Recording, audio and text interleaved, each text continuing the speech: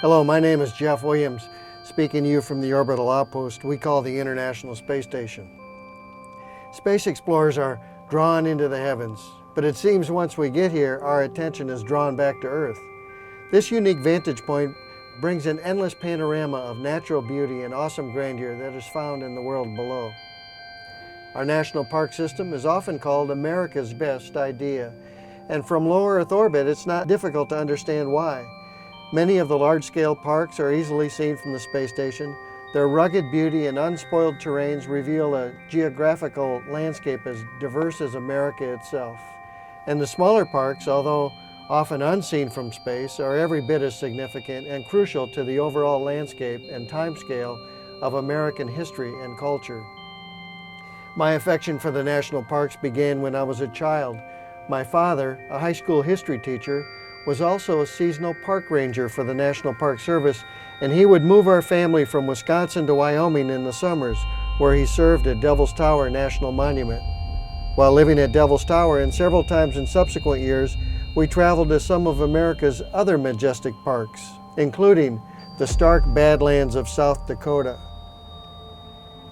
Montana's spectacular Glacier National Park, and the magnificent Yellowstone. It was in these parks where my father encouraged us to explore the world around us, learn from it, and gain an appreciation for all its wonders. The national parks became a classroom.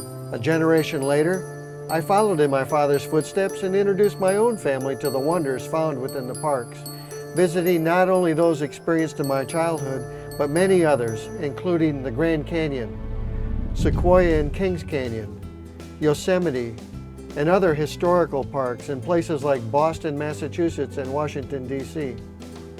The National Park System reveals some of the very best that America has to offer and reflects the democracy under which it was developed. In many ways, it is a centerpiece of Americana. From its inception over 100 years ago, the National Park Service has grown from one park, poorly funded and threatened by other interests, to a vast system of protected national parks, monuments, seashores, wildlife preserves, recreational areas, and historical sites spanning over 84 million acres. The first park, Yellowstone, was in fact the very first of its kind in the world, a national park established exclusively for the benefit and enjoyment of the people. From low Earth orbit, I've had the unique opportunity to observe and extensively photograph a number of the visually prominent parks. Denali National Park, which cradles its namesake, the High One, also known as Mount McKinley, at over 20,000 feet, a mountain so high that it creates its own weather system. Overwhelming in scope and beauty, the Grand Canyon exposes a majestic gash into the earth up to 18 miles wide, a mile deep, and an incredible 277 miles long. The Grand Teton National Park provides us with one of the most striking mountain ranges in the world, rising above the valley of Jackson Hole.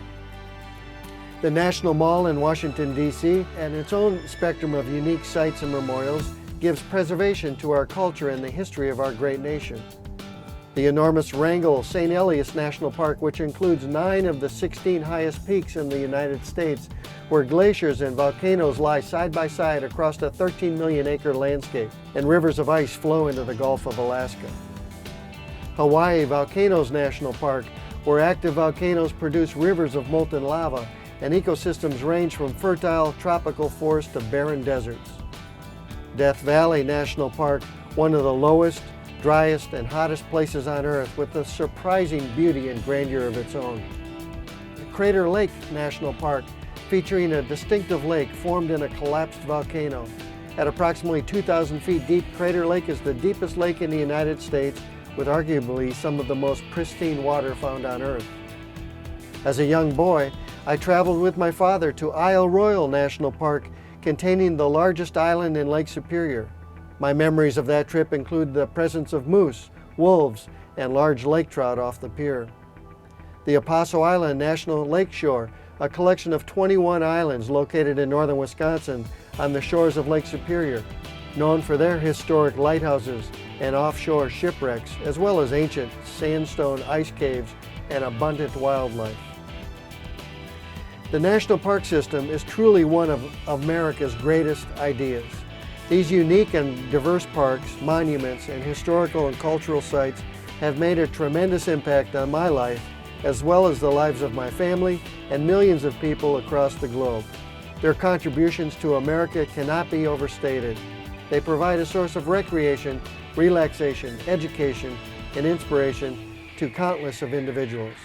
They also preserve and protect America's most beautiful natural landscapes and cultural history.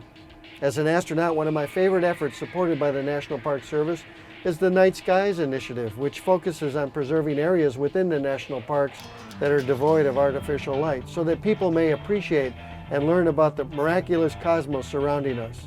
As John Muir once said, the clearest way into the universe is through a forest wilderness.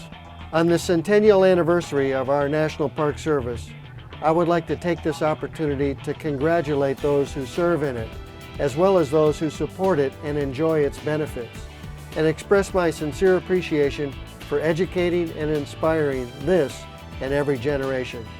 Your stewardship is preserving a critical and integral part of America and American culture. And I encourage all present and future explorers to take this incredible opportunity that is available to you and your families to find your park, explore your park, and most importantly, to support your park for the next 100 years and beyond.